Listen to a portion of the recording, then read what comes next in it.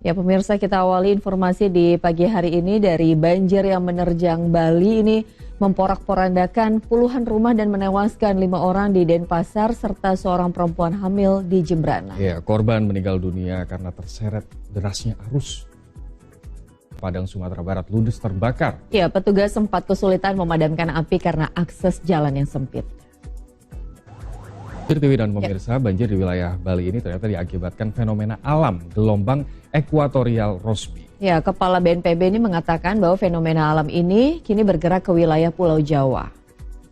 Informasi lainnya, pemirsa, tanggul beton yang membentang sekitar 1 km di perairan Cilincing, Jakarta Utara ini dikeluhkan sejumlah nelayan. Nah, keberadaan tanggul ternyata membuat para nelayan harus menempuh jalan lebih jauh untuk mencari ikan. Puluhan pelajar SMK Negeri 1 Cilengsi, Bogor dilarikan ke rumah sakit setelah tertimpa atap kelas yang ambruk. Insiden terjadi ketika berlangsung kegiatan belajar mengajar di dalam kelas.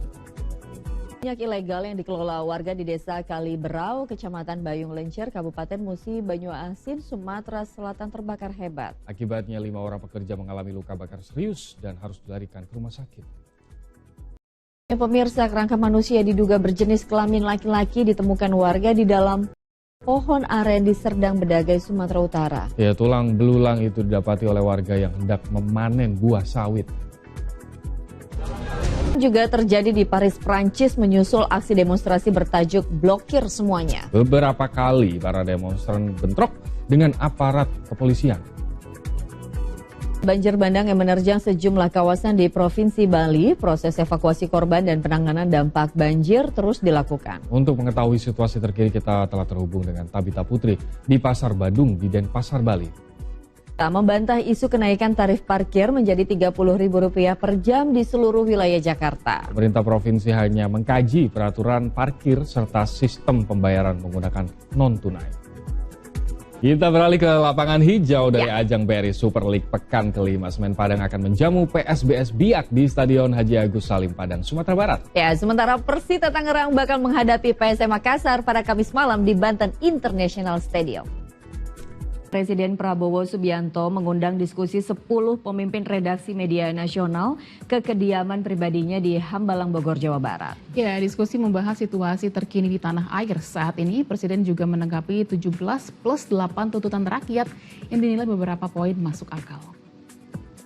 Pemirsa, 4 orang tewas dan puluhan korban ini terluka akibat tertimpa reruntuhan bangunan Majelis Taklim di Bogor, Jawa Barat. Ya, diduga bangunan ambruk karena tidak mampu menampung banyaknya jemaah yang mengikuti acara Maulid Nabi.